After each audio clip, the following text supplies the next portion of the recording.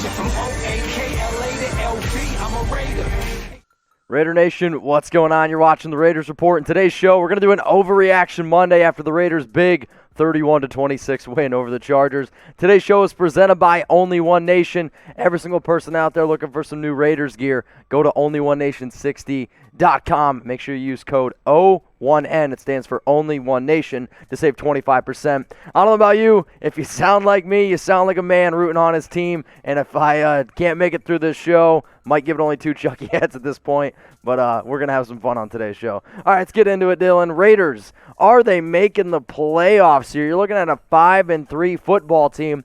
Before I tell you how many Chucky heads this one is, I do want to know from y'all, are the Raiders going to end up making the playoffs? So if you could, like the video if you do think that the Raiders are going to get in. And if you're like, no way, they're not going to get in, I don't really know what you're doing here on the Raiders Report, I do want you to type W for won't. I know y'all are feeling really, really good after this win, especially against an AFC West opponent. The Raiders continue to show a lot of doubters wrong, but if you think the Raiders are making the playoffs, I want you to like this video. So are they going to do it? I'm going to give it 3 Chucky heads, and I think that people are not only talking, I think that it's pretty likely. Right now, the odds for the Raiders are 63%.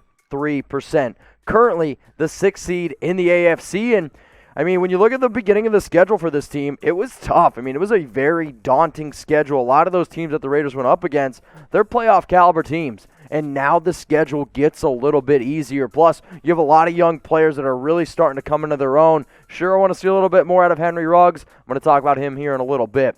Let's look now at the current AFC playoff picture. The number 1 seed, the Pittsburgh Steelers. You got the Chiefs at number 2 and 8-1. The Bills 7-2. Titans 6-2.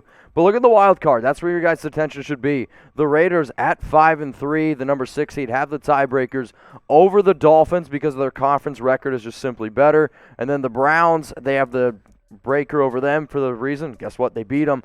But for this team, they do control their own destiny. They're going to play the Dolphins in Week 16. You also play the Colts in Week 14. But if they continue to win, they continue to show people wrong, there's no reason why this team can't make the playoffs. So, but guys, I'm asking a big-time favor here as I'm squealing. If you could please subscribe to the show, I would definitely appreciate it. Trying to get to 62,000 subs by midnight. Currently, 61,929.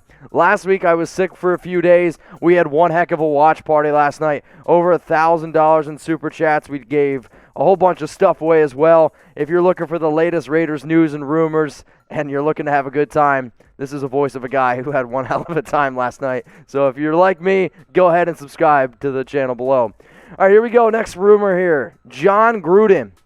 Was he bad yesterday against the Chargers? I know the Raiders ended up winning, right? I mean, they put up 31 points, but was Gruden bad?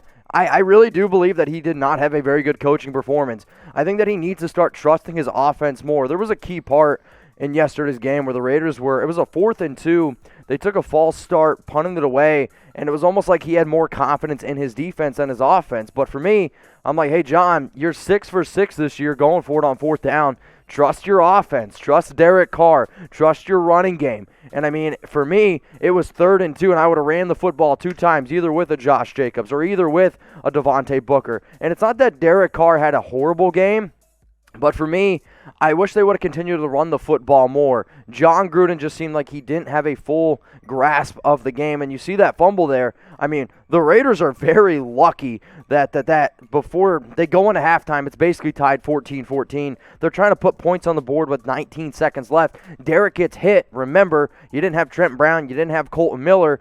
Fumbles, the Chargers kick a field goal. It's 17-14. So for me, I would have liked them to really put the football more into the running backs' hands, who both of these guys had an incredible game. I mean, Josh, 65 yards and a touchdown. Shout out to Devontae Booker, who had 68 rushing yards and a touchdown. But, like, you know, the one name that you don't see on here is Jalen Richard. I think it's very, very clear at this point. Another overreaction we could do. Devontae Booker's the number 2 running back now. That's 4 Chucky heads, believe it, baby. So I'm going to make this the pinned comment on today's video. I want you guys to be honest with me, all right? Be honest with yourselves. Be honest with Jon Gruden. Grade his performance against the Chargers. If you think it's an A, y'all went to school. B, C, D, or F, it's going to be the pinned comment, so let me know.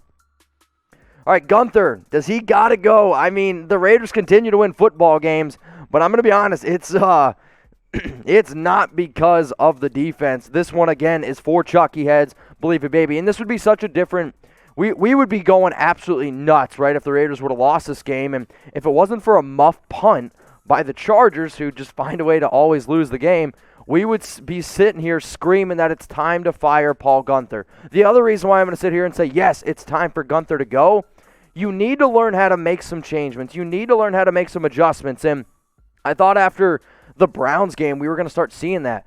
But why are we making man coverage cornerbacks? Why are we making a team that's very physical sit back and play zone? It just doesn't make any sense to me. Plus, you're not able to get pressure rushing for, yet you continue to just try to rush for the entire game when in Week 8 you did bring a little bit more pressure. You try to get into the face of the quarterback. I mean, I've sit here, I've watched it now for 3 years, 40 games. Paul Guenther's got to go, and I know we just talked about the Raiders making the playoffs, but does anybody have a lot of confidence in them making a deep playoff run when the defense is as, well, piss poor as it is? I mean, I don't. I want to be able to see them improve, but until we get our players who are going out and getting free agency and they start improving, I mean, I'm going to continue to point the finger at Paul Guenther. So is it time for the Raiders to fire him? Type FPG for fire, type K for keep, and if you want to fire Paul Guenther shirt, you can see the link below, chatsports.com/FPG.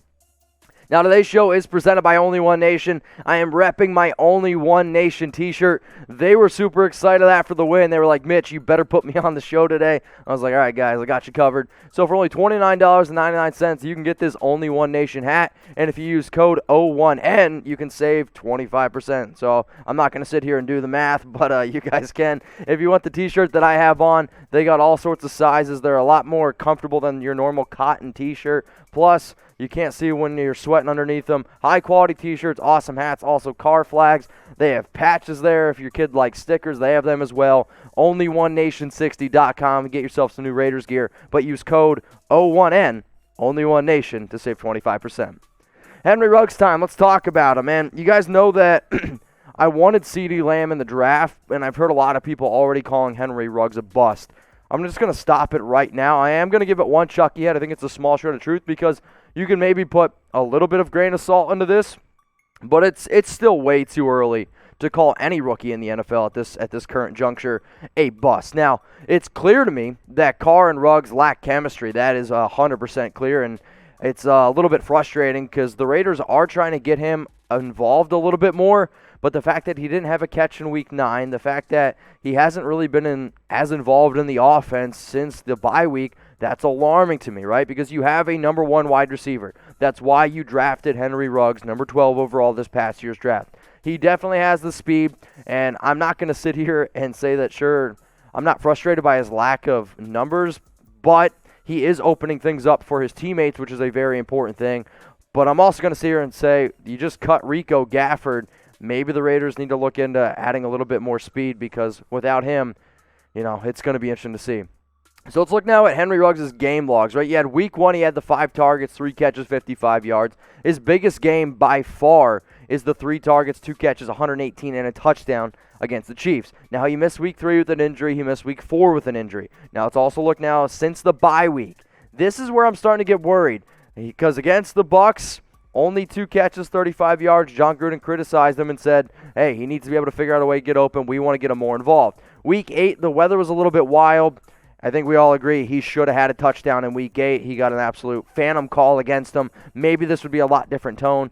But then last week, against the Chargers, 3 targets, no catches, no yards. Sure, one of them was overthrown by Derek Carr. He did have a carry for 9 yards, but this is not the production you're looking for a wide receiver who you draft in the first round. I mean, go look at CeeDee Lamb. His numbers, yes, they're a lot better. The offense is a lot different with Dallas, but CeeDee's actually still putting up halfway decent numbers with their quarterback carousel they've had the last 3 weeks. And then you look at another wide receiver drafted in round 1, Jerry Jeudy. He's been playing pretty solid. Justin Jefferson, he's got over like 600 yards. He's looked great with Minnesota. All I'm saying is this, I need to see a little bit more out of Henry Ruggs, but that's just because I expect more out of Henry Ruggs, and I know he does too. So be honest with me. Y for yes or N for no. Do you think that Ruggs is a bust?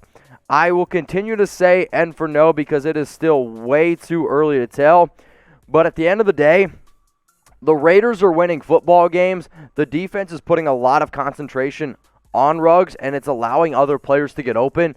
When Ruggs is on the field, it opens up so much for this offense because you just have to simply respect the speed. But I do want to see more production, and I think everyone out here would agree with me. But give me a Y for yes, or you can type your N for no. The last thing we're going to talk about is Isaiah Johnson. Isaiah, I hope you watch the show. I don't know if you do, but you're going to get a round of applause from me. Have you earned yourself more playing time? This one's only 2 Chucky heads, and people are talking. I know a lot of y'all are going to be like, Mitch, how is it not 3? How is it not 4? The dude had an outstanding game. He did. He stepped up big time for this Raiders team when a bunch of players went down with an injury. He made the final 2 plays of the game, and that final play, man, it added at least 30 years to my life. Maybe that's why I sound the way that I do, because breaking up that football at the end, he showed his length, he showed his athletic ability. The only reason why I'm going to give it to Chucky heads, despite him taking advantage of his opportunities, I mean, would I play him over Nevin Lawson at this point? Probably. Nevin Lawson hasn't been good whatsoever. But you also got to remember, Damon Arnett. Damon Arnett, we're hoping that he can come back. And if Molin's healthy, you're going to play Arnett. You're going to play Molin. Maybe Isaiah can get a few more snaps over a guy like Lawson and over Keyshawn Nixon. But he did play in 63 snaps. That was about, 6. I think it was a little bit over half of the defensive snaps. 6 tackles and that huge pass breakup there, which you can see kind of in the picture at the end of the game. But here's the Raiders depth chart. We're hoping to get back Damon Arnett finally, right? And then with Johnson, he's not going to start over Mullen if he's fully healthy. Nixon was banged up. Arnett was banged up. Here's the quote from Jon Gruden that I absolutely love. You guys know that I love a good Gruden quote. He got baptized today in the NFL. Mullen came out of the game, and Arnett's on the sideline. We needed someone to step up. Keyshawn Nixon hurt his groin, and thank goodness for Isaiah Johnson and his length. Like you said, you have to give him credit. We gave him the game ball. So Jon Gruden gave Isaiah Johnson the game ball. And for those of you that don't know, Isaiah Johnson lost a very close friend last week, and he was very emotional. And you could see a lot of the emotion at the end of the game, him hugging his teammates, and everyone was very, very excited for him. So we asked the question yesterday after the game went final on our post-game reaction show, who gets the game ball? Let me know in the comments, as Dylan's making fun of me for laughing and for my voice cracking. But let me know who gets the game ball here for the Raiders' 31-26 win over the Chargers. The Raiders are 5-3. The Chargers are 2-6. And I mean, the Raiders sealed it with a goal line stand, and it was a nail biter to say the least. Derek Carr, 165 yards, 2 touchdowns.